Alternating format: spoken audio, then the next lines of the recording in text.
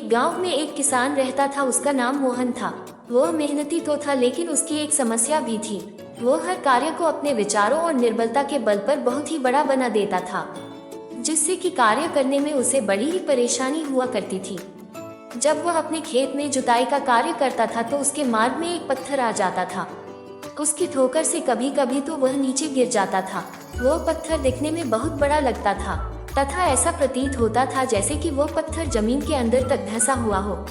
इसलिए मोहन ने कभी भी उस पत्थर को निकालने का प्रयास नहीं किया और उसको यह कार्य बहुत कठिन भी लगता था।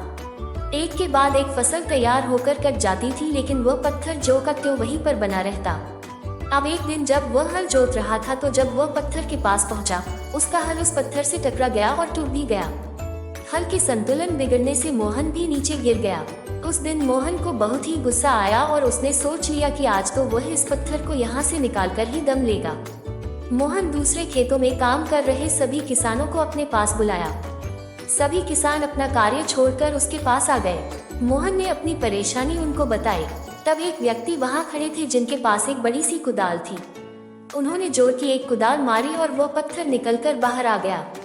वह छोटा ही था। तब सब मोहन को देखकर हंसने लगे और अपने कार्य में वापस लौट गए। मोहन को भी बहुत शर्मिंदगी हुई।